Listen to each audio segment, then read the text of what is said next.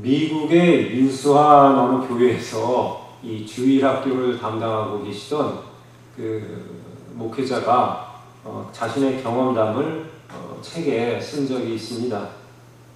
그 교회 중등부에 무려 이 성경 구절을 600개나 암송하고 있는 글자 하나 틀리지 않고 외우는 학생이 있었다고 합니다.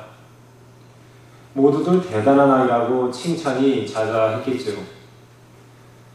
그 아이에게 어느 곳 몇 장 몇 절하고 말하기만 하면 그는 그 구절을 줄줄 외우다시피 했다고 합니다.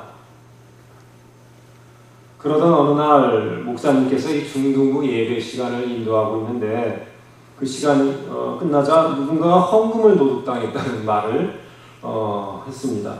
그래서 선생님 몇 분과 함께 그 일을 조사를 하게 되었죠.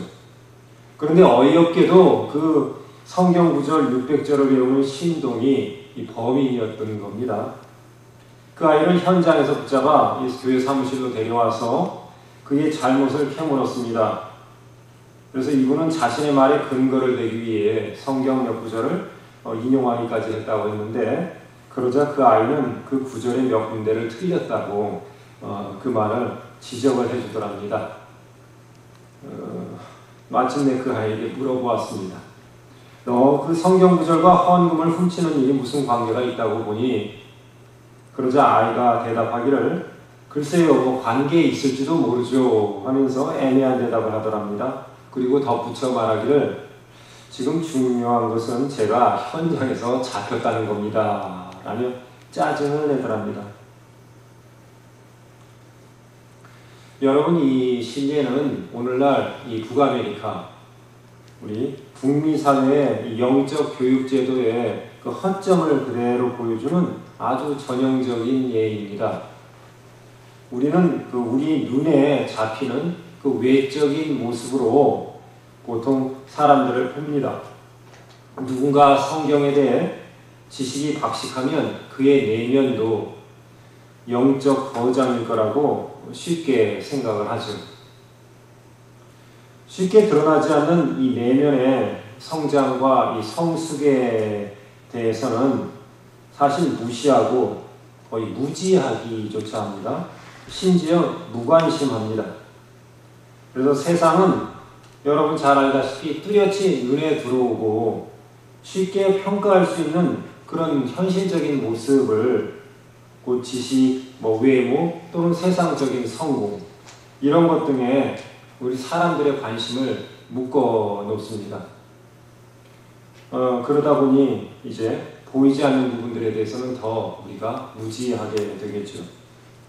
그래서 우리는 이런 것들 때문에 우리의 시간이나 물질 또 그리고 우리의 마음을 쏟아붓게 됩니다.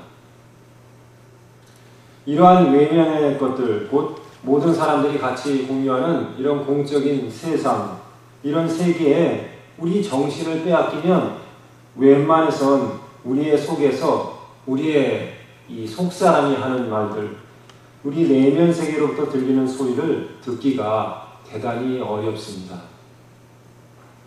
왜냐하면 우리의 이 내면에서 들리는 말들은 사실 외면 세계에 비해서, 즉 이 외면 세계에서 하는 소리들이 너무나 커서 외면에서 소리치는 그 큰 소리들로 말미암아 우리 내면에서 나오는 그런 소리는 상대적으로 상당히 미약하게 들립니다.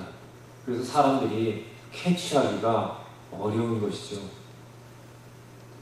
오늘날 우리 내면의 소리에 이 관심을 기울여 볼 수 있는 기회를 우리 교회가 이제 성도들에게 드려야 한다고 생각합니다.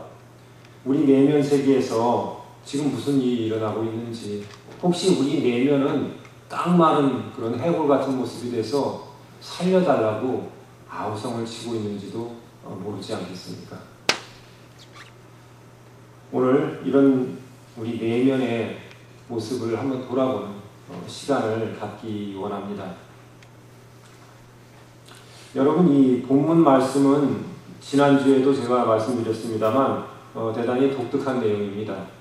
그러니까 예수님의 유년기 성장에 대해서 언급하고 있는 부분입니다.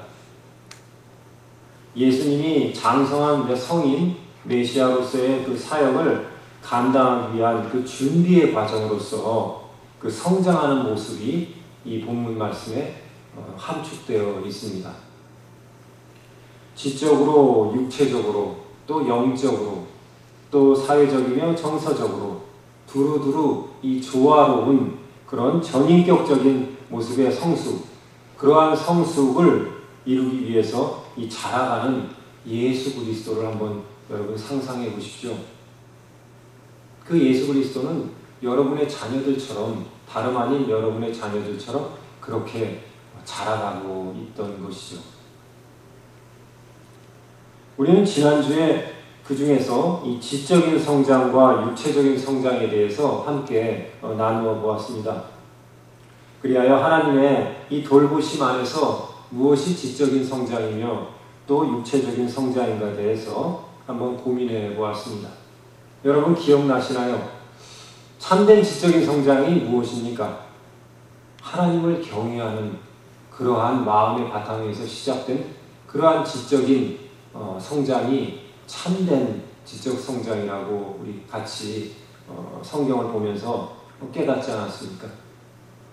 또 영적으로 뿐만 아니라 우리가 육적으로도 성장해야 되는데 이 육체적인 성장, 우리가 자칫 크리스찬들이 영적이다 싶은 사람들, 이 육체적인 그런 부분들을 간과하기 쉬운데 그 육체적인 성장도 상당히 중요하다고 우리 같이 나눴지 않습니까? 주님이 다니시면서 얼마나 많은 사람들의 육신의 병을 고쳐주셨어요. 그죠? 그러면서 예수님께서 다 보내시면서 이제는 죄 짓지 말고 건강하게 살라고 다 그렇게 예수님께서 축복하시면서 보내시지 않았습니까? 여러분, 육신의 건강도 굉장히 중요합니다. 근데 중요한 건 우리의 육신의 성장을 늘 예수님의 그 긍휼한 눈으로 바라보는 것이 중요하다고 또한 그 이야기도 같이 나눴었습니다. 이제 오늘은 이제 세 번째로 영적인 성장에 대해서 그 의미를 함께 나눠보고자 합니다. 영적인 성장이 무엇이고 또 그 영적인 성장을 우리가 어떻게 이루어 갈 것인가, 그 내용들을 우리 함께 풀어보도록 하겠습니다. 오늘 본문 말씀을 우리가 앞서 읽었는데요. 이 예수님께서 사람들에게, 하나님과 사람들에게 더욱 사랑을 받으셨다라는 그 후반부 내용이 나옵니다. 그러니까 하나님께 사랑을 받는다라는 말이 무엇인가? 저는 그것을 이제 영적으로 건강하게 성장하고 있는 모습을 빗대어 표현하는 걸로 그렇게 이해합니다. 여러분, 우리가 예수 그리스도를 닮는 것이 우리 인생, 우리 크리스찬의 인생의 최고의 목적이라고 그렇게 알고 있습니다. 그래서 제자들에게도 지난주에도 그 이야기를 했지만 온전케 된 자는 예수님께서 말씀하시길 그 선생과 같이 될 거라고 했어요. 즉 예수 자신과 같이 될 거라고 말씀을 하셨습니다. 우리가 그리스도를 닮는 게 우리 인생의 궁극적인 목표인 거죠. 특히 오늘 우리가 이 예수를 닮는 우리의 간절함의 가장 초미의 관심사가 바로 우리의 이 영적인 성장 아닙니까? 우리 눈에 보이지 않지만 세상 사람들은 몰라요. 그렇지만 가장 중요한 부분 바로 우리의 영적인 성장 아니겠습니까? 여러분, 얼마 전에 그 신문을 매일 보시는 분은 아실 텐데 남미의 어느 도시에 갑자기 땅이 구멍이 뻥 뚫려서 그 교차로 한가운데가 다 꺼져버린 일이 있었습니다. 그래서 땅이 아래로 무너져 내려 지하가 동굴처럼 드러난 거죠. 근데 미국의 플로리다라는 아주 사람들 살기 좋다고 하는 그 땅에도 이런 일이 자주 벌어진다고 합니다. 한 번은 플로리다의 한 아파트 주민들이 자고 일어나 보니까 눈앞에 아주 끔찍한 광경이 일어났습니다. 즉 자기 집 앞에 땅이 꺼져버린 거예요.